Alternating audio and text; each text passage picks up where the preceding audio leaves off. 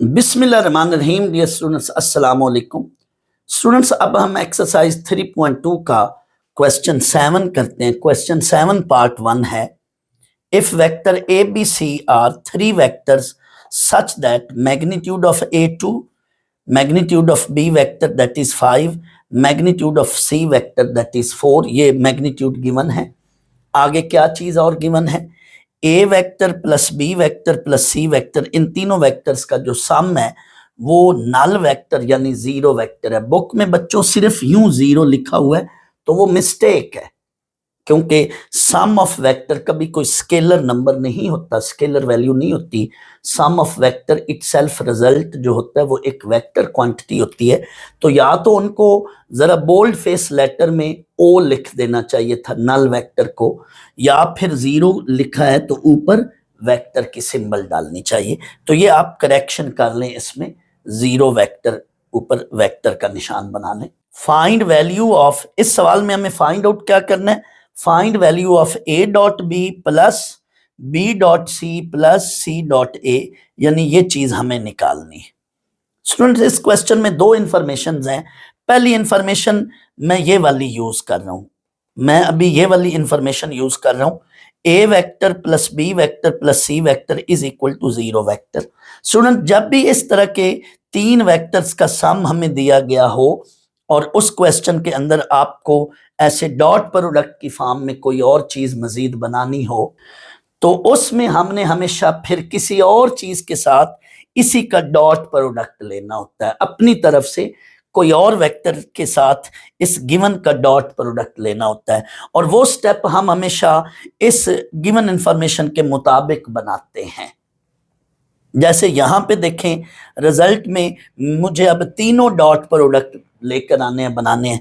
तो मैं क्या करूंगा, A vector plus B vector plus C vector is equal to zero vector, इस पूरी इक्वेशन को मैं अपनी तरफ से A plus B plus C यानी इस चीज से अपनी तरफ से डॉट प्रोडक्ट बोथ साइड ले लूं, taking dot product of equation 1 with this vector A plus B plus C vector on both side. ऐसा क्यों कर रहे हैं, एक बात तो मैंने अभी बताई कि ये डॉट प्रोडक्ट बनाने के लिए, लेकिन थोड़ी देर बाद ये मजीद आपको क्लियर होने लगा है।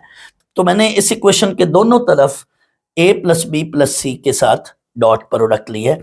अब आपकी मर्जी है, डॉट प्रोडक्ट इज कम्यूटेटिव, चाहे लेफ्ट से लिख लें ए प्लस बी प्लस सी जो आप खुद वेक्टर से डॉट प्रोडक्ट ले रहे हो, चाहे इसको राइट से लिख लो। मैंने फिलहाल ये जो अपनी तरफ से इसी वेक्टर को ए प्लस बी प्लस सी को डॉट प्रोडक्ट लिया, लेफ्ट से लिया, चाहे आप राइट से ले लो। तो अगले स्टेप में ये तो मैं आपस में डॉट प्रोडक्ट बनाऊंगा, लेकिन राइट साइड ये जो है ये जीरो बन जाएगी, बट ये जीरो स्केलर बनेगी, क्योंकि dot product of two vector this is a scalar quantity. तो राइट साइड पे अब जीरो नंबर बनेगा राइट साइड पे, जबकि लेफ्ट साइड पे ऐसा स्टेप बच्चों मैंने पहले भी किया है क्वेश्चन में, ऐसा स्टेप मैंने पहले भी किया है। आप क्वेश्चन 3 के दोनों पार्ट्स, इसी एक्सरसाइज के क्वेश्चन 3 के दोनों पार्ट्स में देखें तो ऐसा स्टेप उधर भी किया है। तो उस क्वेश्चन 3 के अंदर जरा रिक्वायर्ड इंफॉर्मेशन के मुताबिक या रिक्वायर्ड रिजल्ट के मुताबिक थोड़ी सी चेंजिंग थी इसमें और उसमें, लेकिन अंदर जाके डॉट प्रोडक्ट इसी तरह से बनाया था। जैसे यहाँ पे ये देखो, ए का इन तीनों से डॉट लेना है मैंने, आगे बी का भी इन तीनों से डॉट प्रोडक्ट लेना है और सी का भी इन तीनों से डॉट प्रोडक्ट लेना है। लेकिन उधर उस क्वेश्चन 3 के दोनों पार्ट्स देखें, आप बुक से भी देख सकते हैं और मेरा लेक्चर भी सुन लें, उसमें रिक्वायर्ड रिजल्ट को देखते हुए थोड़ा सा उसमें फर्क है। बाकी मोस्टली स्टेप्स इस तरह के उधर भी हैं। उधर भी मैंने ये बात बताई थी और इधर भी बता रहा हूं कि जब भी हमें क्वेश्चन में इस तरह की कोई इंफॉर्मेशन दी गई हो और हमें रिक्वायर्ड रिजल्ट बनाना हो, तो हमने क्या करना है, गिवन क्वेश्चन को, गिवन वेक्टर को अपनी तरफ से खुद किसी ना किसी वैल्यू से डॉट प्रोडक्ट लेना है। तो यहां यही काम हो रहा है। अब आए आगे, आपका सवाल हो चुका है, चेक कर लें। इस ए का इन तीनों से डॉट लेना है। ये देखें, ए का यानी यूं, ए डॉट ए, फिर ए डॉट बी, फिर A dot C, A dot A dot B plus A dot B plus A dot C, यहां तक। फिर आगे बी का डॉट प्रोडक्ट लेना है, यानी इस बी का इन तीनों से डॉट प्रोडक्ट लेना है, फिर सी का इन तीनों से डॉट प्रोडक्ट लेना है। ये देख लें, B dot A plus B dot B plus B dot C, फिर C dot A plus C dot B plus C dot C. ये मैंने चीज बना ली, जबकि राइट साइड पे क्या है, जीरो है। अब स्टूडेंट्स, जब भी दो सेम वेक्टर अपने साथ डॉट प्रोडक्ट मल्टीप्लाई हो रहे हैं डॉट प्रोडक्ट की फॉर्म में, तो dot product of two same vector वो क्या होता है, square of its magnitude. So A dot A magnitude का स्केयर, ए डॉट बी को ना छेड़ें, लेकिन ए डॉट सी पे मैं कम्यूटेटिव लॉ लगा रहा हूं। मैं क्यों कम्यूटेटिव लॉ लगा रहा हूं, मुझे ए डॉट बी चाहिए, बी डॉट सी चाहिए, सी डॉट ए चाहिए, इनका सम चाहिए। मुझे A dot B plus B dot C plus C dot A चाहिए। तो जहां भी ए डॉट बी होगा मैं उसको नहीं छेड़ूंगा, जहां भी बी डॉट सी होगा मैं उसको नहीं छेड़ूंगा, तो सी डॉट ए जहां भी होगा मैं उसको नहीं छेड़ूंगा।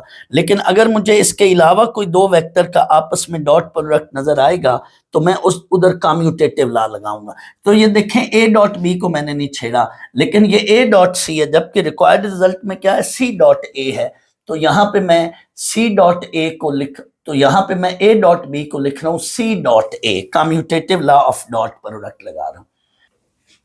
तो इन दो पे मैंने डॉट प्रोडक्ट लगाया, क्योंकि यहाँ पे ए डॉट सी है, रिक्वायर्ड रिजल्ट में सी डॉट ए चाहिए, यहाँ पे बी डॉट ए है, रिक्वायर्ड रिजल्ट में ए डॉट बी चाहिए, और इस पे भी मैंने कम्यूटेटिव लॉ लगाया है, सी डॉट बी को मैंने लिखा है बी डॉट सी। यानी इससे अगला स्टेप ये बन रहा है क्या, ए डॉट ए मैग्नीट्यूड का स्केयर, ए डॉट बी ऐसे रहने दो, इस पे कम्यूटेटिव लॉ, इस पे भी commutative law, B dot B को लिखा बी मैग्नीट्यूड का स्केयर, बी डॉट सी वैसे ही रहेगा, सी डॉट ए वैसे ही रहेगा, लेकिन सी डॉट बी पे मैंने कम्यूटेटिव लॉ लगाया है, सी डॉट बी को लिखा B dot C and C dot C that is C magnitude.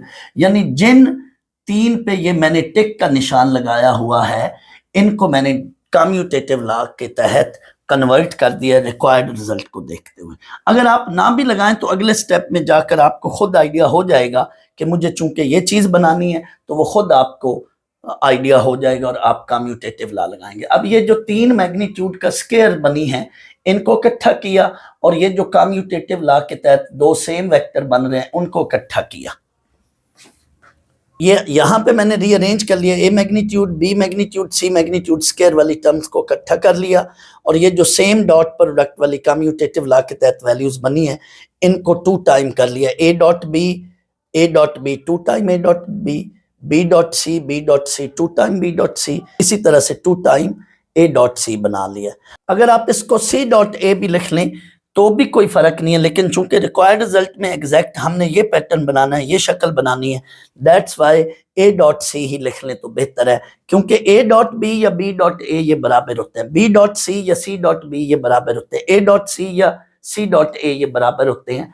लेकिन हमें चूंकि क्वेश्चन में एग्जैक्ट ये फॉर्म या ये पैटर्न लाना, दैट्स वाई वही शक्ल बरकरार रखने के लिए ये हमने कम्यूटेटिव लॉ बनाया। तो ये टू टाइम बन गया, अब टू कॉमन ले लिया।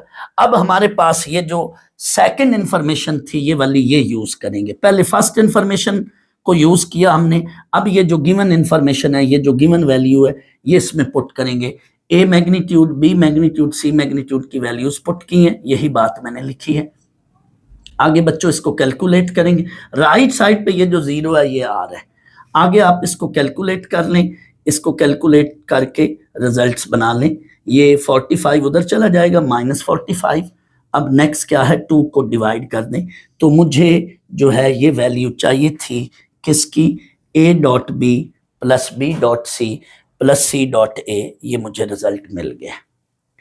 आप में से कोई बच्चा ये सवाल कर सकता है कि सर ये तो स्केलर क्वांटिटी आई है, ये रिजल्ट तो एक नंबर आ गया है। तो बच्चों ये इसका रिजल्ट आना ही एक नंबर था, क्योंकि dot product is a scalar quantity, ये भी एक स्केलर क्वांटिटी, ये भी एक स्केलर क्वांटिटी, ये भी एक स्केलर क्वांटिटी। सो इनका सम भी क्या होगा, एक स्केलर वैल्यू होएगी। So this is a scalar number, that's why ये स्केलर ही आनी थी वैल्यू। स्टूडेंट्स, अब हम एक्सरसाइज 3.2 का क्वेश्चन 7 का पार्ट 2 करते हैं।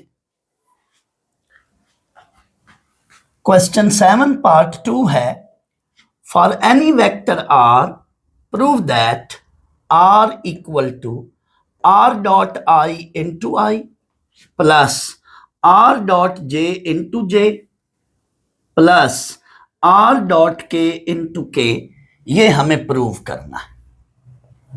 जो चीज प्रूव करनी है वो क्वेश्चन में मैंने लिखी और साथ ये लिखा we have to prove R is equal to, ये गिवन वैल्यू लिख ली। स्टूडेंट्स अब मैं इसकी राइट हैंड साइड ले रहा हूं और राइट हैंड साइड को आगे सॉल्व करके लेफ्ट हैंड साइड बनाएंगे। तो इसकी राइट हैंड साइड मैंने ले ली, taking right hand side that is are dot I into I plus are dot J into J plus are dot के इंटू के, इसको नाम मैंने ए इक्वेशन दे दिया। इसके अंदर बच्चों अब आर वेक्टर गिवन नहीं है, मेंशन नहीं है, क्योंकि क्वेश्चन में ये कहा जा रहा है कि आप कोई मर्जी वेक्टर ले लें तो उसके लिए ये रिजल्ट जरूर आर के इक्वल बनेगा। आप जो मर्जी वेक्टर ले लो, आप जो मर्जी वेक्टर ले लो, उसके लिए ये चीज जो है ये राइट हैंड साइड ये वापस वही वेक्टर आर ही बनेगी। दरअसल क्वेश्चन में ये कह रहा है, तो हमने जनरल वेक्टर ले लिया, general vector are is equal to x I plus Y J plus Z के। अब इसके अंदर बच्चों हम ये कैलकुलेशन खुद करेंगे राइट हैंड साइड के लिए, यहां से इस आर से हम ये कैलकुलेशन खुद करेंगे। देखें अब आर डॉट आई निकालेंगे हम, फिर आर डॉट जे निकालेंगे हम, फिर आर डॉट के निकालेंगे हम इस आर से और इसमें पुट करेंगे ए में। हम अब आर डॉट आई पहले निकालते हैं इस आर से।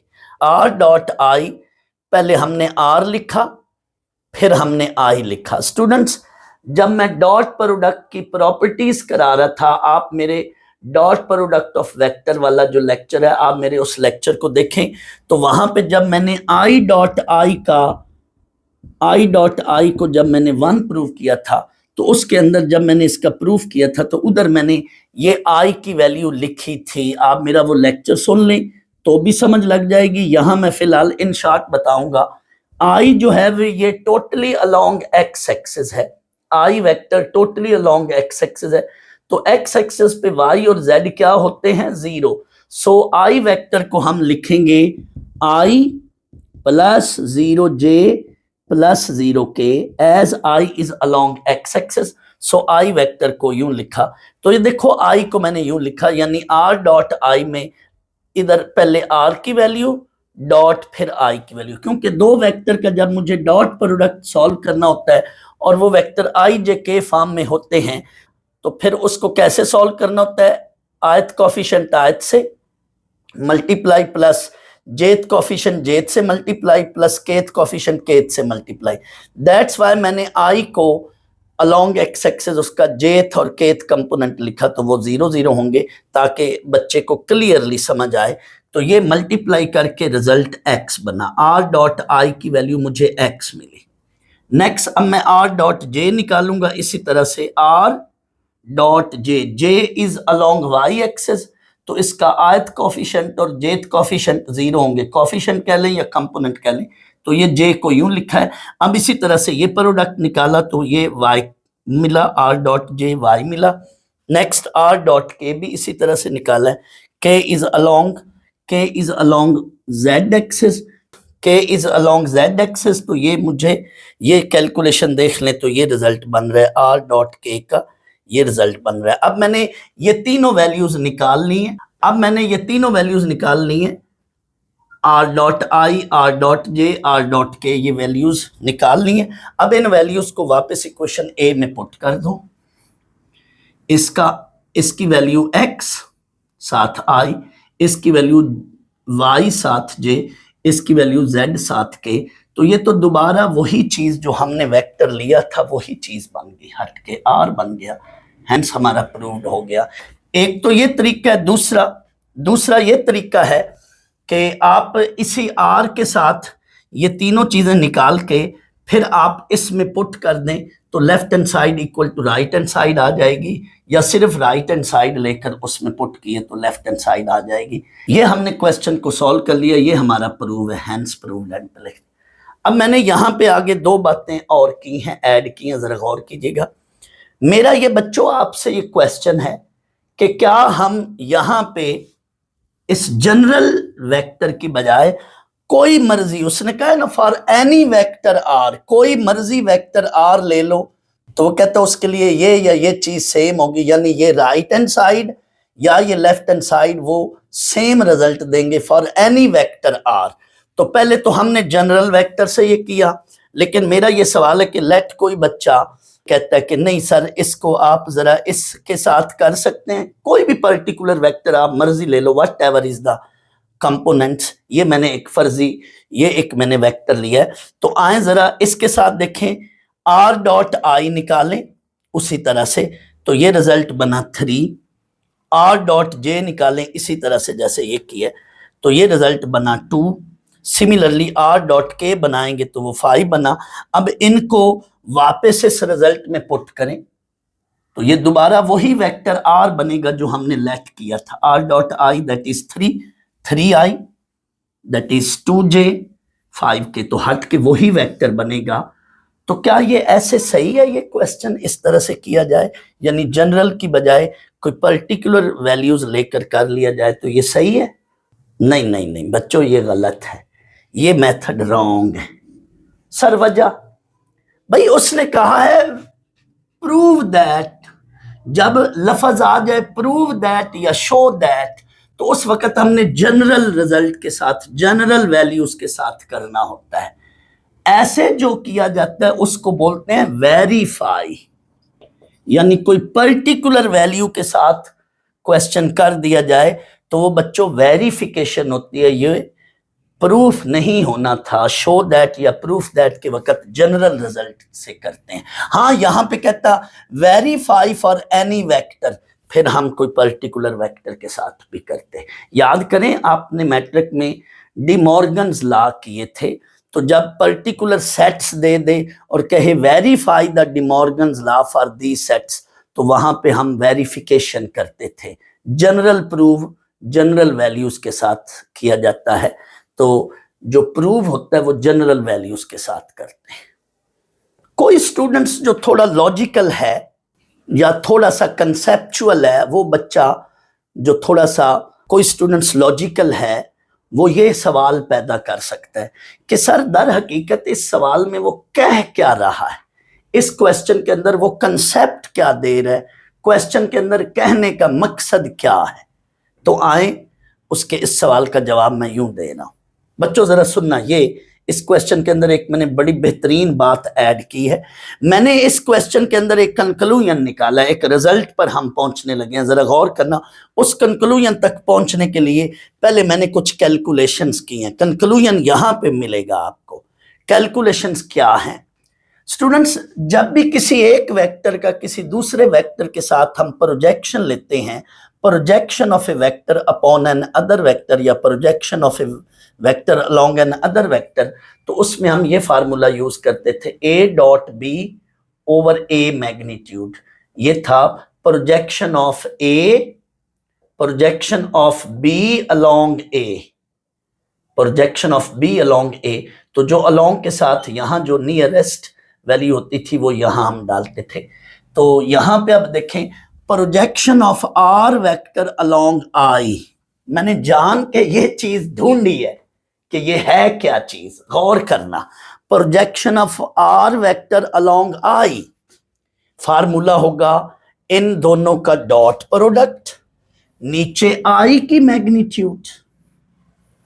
अब जब भी दो वेक्टर का डॉट प्रोडक्ट लेते हैं, उनमें से एक वेक्टर आर हो कोई मर्जी और दूसरा आई हो, तो अभी आपने देखा कि उसका रिजल्ट तो एक्स आएगा। जब भी कोई दो मर्जी वेक्टर ले ले, उनमें से एक वेक्टर आर है, जब भी कोई मर्जी वेक्टर ले ले R, whatever is the vector, ये तो वैसे कह रहा हूं ना साथ जोड़ने के लिए, तो उस वेक्टर का जब आप आई के साथ डॉट प्रोडक्ट लोगे तो उसका एक्स कंपोनेंट यानी एक्स जवाब मिलेगा, आई का कॉफिशिएंट मिलेगा वेक्टर का, आई का कॉफिशिएंट मिलेगा वेक्टर का।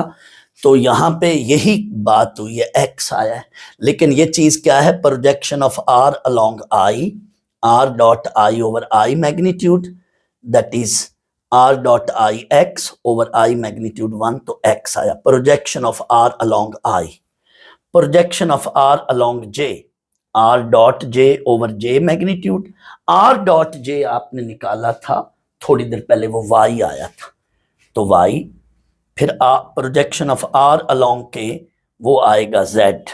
वेक्टर हमने ये लिया, वेक्टर ये अगर हो तो उसकी projection along I, projection along J, projection along के क्या होंगी, कॉरेस्पॉन्डिंग आयत कोफिशिएंट, जेथ कोफिशिएंट एंड केथ कोफिशिएंट, या आप कह सकते हैं कॉरेस्पॉन्डिंग आयत कंपोनेंट, जेथ component and kth component, component कह लें या कोफिशिएंट कह लें। ये कंक्लूजन बन गया, गौर करें। It mean r dot i, are dot j and r dot k क्या हैं, these are the projection of any vector r along i, along j, along k respectively, क्योंकि नीचे तो वन बन रहे। This is the conclusion. Component of any vector are in fact the projection of that vector along i j k, यानी किसी भी vector के जब आप अलोंग आई जे के प्रोजेक्शन निकालें तो वो उस वेक्टर के आई जे के कोफिशिएंट या कंपोनेंट बनेंगे, और reversely projection of any vector along i j k निकालें तो वो क्या बनेगा, उस वेक्टर के कोफिशिएंट बनेंगे। And coefficient of any vector are in fact projection of that vector along i j k. ये इनफैक्ट इस क्वेश्चन का मैसेज या रिजल्ट था। इसकी बजाय वो यूं भी दे सकता है, इसकी बजाय वो यूं भी क्वेश्चन दे सकता था कि show that projection of any vector r along i j k are the components of that vector. तो भी हम यही काम करते, तो भी हम क्या करते, हम ये वेक्टर लेकर यहां तक पहुंचकर हम ये प्रूव कर लेते। तो इनफैक्ट ये एक थ्योरम है बच्चों, काफी सारे इस एक्सरसाइज के अंदर क्वेश्चन जो हैं वो थ्योरम टाइप हैं। तो अगर स्टेटमेंट दे देता तो आपको फिर प्रोजेक्शन निकालनी थी, उसमें भी डॉट प्रोडक्ट लेते, लेकिन उसने सीधा सीधा डॉट प्रोडक्ट दे दिया, लिहाजा ये क्वेश्चन इस तरह से करना है। तो ये देख लें, मैंने आपको बहुत अच्छा कंसेप्ट दिया, और इस रिजल्ट को या कंक्लूजन को एज ए MCQ याद रख लें। ये कंक्लूजन इस तरह से आ सकता है। स्टूडेंट्स, अब हम एक्सरसाइज 3.2 का क्वेश्चन नंबर 8 करते हैं। क्वेश्चन 8 है the dot product of are vector with vectors this one and this one are 0, 5 and 8 respectively. यानी कोई वेक्टर आर है, उस वेक्टर का, यानी कोई वेक्टर आर है, आर वेक्टर का इस वेक्टर के साथ डॉट प्रोडक्ट 0 है, आर वेक्टर का इस वेक्टर के साथ डॉट प्रोडक्ट 5 है, और फिर इसी आर वेक्टर का इस वेक्टर के साथ डॉट प्रोडक्ट 8 है। फाइंड दैट वेक्टर आर, हमें वो वेक्टर निकालना है। कोई वेक्टर आर है जिसका इनके साथ डॉट प्रोडक्ट रेस्पेक्टिवली 0, 5 एंड 8 है, तो कहता है वो वेक्टर आर निकालो। बच्चों, जैसे क्वेश्चन 6 के पार्ट 2 में हमने अपनी तरफ से, मैंने अपनी तरफ से एक वेक्टर आर लेट किया था, सपोज किया था, और गिवन क्वेश्चन की कंडीशंस को यूज करते हुए उस वेक्टर आर की वैल्यू हमने निकाली या बनाई थी, उसमें हमने एक्स वाई जेड की वैल्यू निकाली थी। इस क्वेश्चन में भी बिल्कुल वही काम करेंगे। हमने अपनी तरफ से ये लेट किया vector r x I plus Y J plus Z k. Suppose vector are is equal to x I plus Y J plus Z के। अब बच्चों, हमने गिवन कंडीशन को यूज करते हुए एक्स वाई जेड की वैल्यू निकालनी है। तो अब आप देखें, यही काम हम करेंगे। आर वेक्टर का इस पहले वेक्टर के साथ डॉट प्रोडक्ट लेंगे और इसको क्या लिखेंगे, 0। आर डॉट ये वाला वेक्टर इज इक्वल टू 0। आगे आपकी मर्जी है, ये लफ्ज गिवन लिखें या ना लिखें, मर्जी अब आपकी। अब आगे चलें जी। नेक्स्ट देखें, आर की वैल्यू मैंने पुट कर दी। जब भी बच्चों दो वेक्टर का डॉट प्रोडक्ट निकालना हो तो हम क्या करते हैं, आयत कोफिशिएंट को आयत से मल्टीप्लाई करते हैं, जेथ कोफिशिएंट को जेथ से मल्टीप्लाई करते हैं, केथ कोफिशिएंट को केथ से मल्टीप्लाई करते हैं। तो ये मैंने स्टेप नहीं किया, डायरेक्ट मैंने वैल्यू लिख दी। x into 1 that is x, y into 1 that is y, plus Z into -3 that is -3 is equal to 0। आप चाहें तो वो x इंटू 1 ये वाला स्टेप खुद अंदर बना लें, लेकिन ये चूंकि क्वेश्चन बहुत लेंथी हो जाना है तो मैंने ये स्टेप नहीं बनाया, मैंने डायरेक्ट मल्टीप्लिकेशन कर ली। ये हमें फर्स्ट इक्वेशन मिली है इस लिहाज से। अब आगे देखें, दोबारा हम इसी वेक्टर r का इस सेकंड वेक्टर के साथ डॉट प्रोडक्ट, वो हम क्या लिखेंगे 5। तो यही काम किया मैंने, r dot this one is equal to 5। अब r की वैल्यू पुट की है। अब बच्चों यहाँ पे भी इसी तरह से डॉट प्रोडक्ट डायरेक्ट लिया मैंने बनाया, तो ये चीज बन गई, ये सेकंड इक्वेशन है। नेक्स्ट r डॉट, ये थर्ड वेक्टर है ये वाला, इसके साथ dot product equal to 8 given है ये। r dot this vector is equal to 8, r vector की वैल्यू पुट की, आगे ये डॉट प्रोडक्ट इसी तरह से लिए, तो ये हमारे पास थर्ड इक्वेशन बन गई। ये जो हमारे पास तीन इक्वेशंस बनी हैं, तीन इक्वेशंस हासिल हुई हैं, हमने इन इक्वेशंस को सॉल्व करके इनके अंदर से एक्स वाई जेड की वैल्यू निकाल कर इसमें पुट करना है। एक्स वाई जेड की वैल्यू निकालनी है और इसमें हमने पुट करना है। तो ये जो तीन इक्वेशन हमें हासिल हुई हैं, गौर करें, एट ए टाइम हर इक्वेशन के अंदर तीन वेरिएबल्स हैं। स्टूडेंट्स याद करें, आपने चैप्टर 2 में 3 इक्वेशंस का जब सिस्टम ऑफ इक्वेशन दिया जाता था और उसको सॉल्व करना होता था, तो उसके याद करें काफ़ी सारे मेथड उधर हैं। क्रैमर रूल भी था, इन्वर्जन मेथड भी था, और भी काफ़ी सारे मेथड्स हैं। लेकिन यहाँ पे आप स्टूडेंट्स ना क्रैमर रूल यूज़ करें ना इन्वर्जन मेथड, करने को वो कर सकते हैं लेकिन वो काफ़ी लेंथी हो जाना है। हम ज़रा शॉर्ट वाले मेथड की तरफ चलते हैं। हम बच्चों यहाँ पे एलिमिनेशन मेथड यूज़ करके एक्स वाई जी की वैल्यू निकालेंगे हम। तो यही बात लिखी है, now we solve equation 1, 2, 3। Here we use elimination method. For this we eliminate z 2 time. हमने 2 बार z को eliminate करना है। कैसे, गौर करें, पहले इन दो इक्वेशंस को सॉल्व करके z को eliminate कर लें। हमने फर्स्ट इक्वेशन को 2 से और सेकंड इक्वेशन को 3 से मल्टीप्लाई करके सबट्रैक्ट करना है। पहले हम z eliminate करेंगे 2 बार, फिर हम दूसरी बार कैसे eliminate करेंगे, सेकंड इक्वेशन और थर्ड को सॉल्व करेंगे और z को एलिमिनेट करेंगे। यही काम मैंने किया है। Multiply equation 1 with 2 and equation 2 with 3। First को 2 से और सेकंड को 3 से। z को एलिमिनेट करना ना, तो z के कोफिशिएंट इक्वल बनाने हैं, तो इसलिए हम इसको 2 से और इसको 3 से। जब भी दो नंबर इस तरह के हों कि उनमें कुछ नंबर कॉमन ना हो, तो फिर क्रॉस की तरह, यानी इस इक्वेशन को इस नंबर से मल्टीप्लाई कर देंगे और इस इक्वेशन को इस नंबर से मल्टीप्लाई कर लेंगे, यानी क्रॉस की तरह कर लेंगे।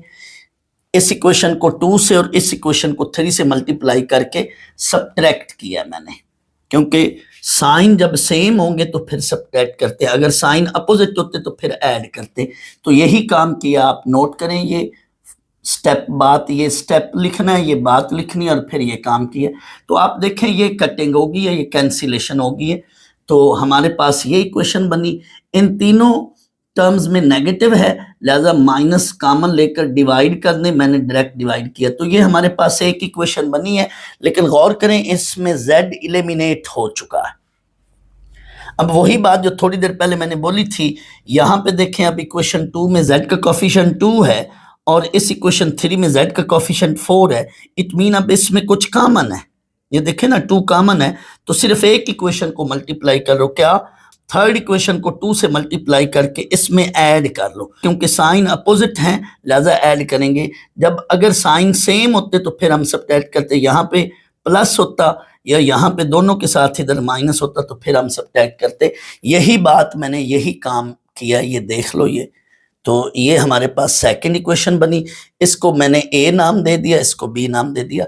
z को 2 बार एलिमिनेट करना है, कोई ज़रूरी नहीं है आप z एलिमिनेट करें, आप x को भी 2 बार एलिमिनेट कर सकते थे। गौर करें, इस इक्वेशन और इस इक्वेशन को सिंपली पहले सबट्रैक्ट कर दें।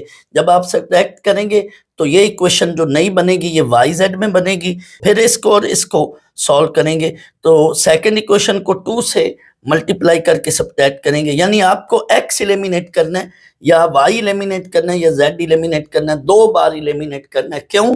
गौर करें, जैसे यहाँ पे मैंने x 2 बार एलिमिनेट किया है तो हमें 2 नई इक्वेशन मिलेंगी, बट वो दोनों equation x and y variable में। इस प्रोसेस को कहते हैं एलिमिनेशन मेथड, यानी हम बारी बारी एक एक वेरिएबल एलिमिनेट करते जा रहे हैं। तो अभी हमने 2 ऑपरेशन करके, एक ये वाला ऑपरेशन, एक ये वाला ऑपरेशन, 2 ऑपरेशन करके हमने z को 2 बार एलिमिनेट किया, तो हमें 2 बार जो ऑपरेशन किए, इसलिए 2 ऐसी इक्वेशन मिल रही है जिनमें z वेरिएबल नहीं है, यानी दूसरे लफ्जों में हमें ऐसी 2 इक्वेशन मिल गई हैं जिनमें x और y वेरिएबल है। लो जी, जब आपको ऐसी 2 इक्वेशन मिल जाएं जिनमें x और y वेरिएबल हो तो उनको बड़ा आराम से आप वहां पे एलिमिनेशन मेथड अगेन यूज करके आप x को या y वेरिएबल को खत्म कर सकते हो, डिस्कार्ड कर सकते हो। तो देखें, मैंने अब x वेरिएबल को खत्म करना है या y को, आपकी मर्जी है। तो इस वक्त देखें 7y इधर भी है, 7y इधर भी है, तो आप इनको सिंपली सब्ट्रैक्ट कर दो, क्योंकि साइन सेम है, सिंपली सब्ट्रैक्ट कर दो। तो इनको जैसे ही आप सब्ट्रैक्ट करोगे तो आपको x की वैल्यू मिल रही है। सॉल्व इक्वेशन ए बी, तो आपको x की वैल्यू मिल गई।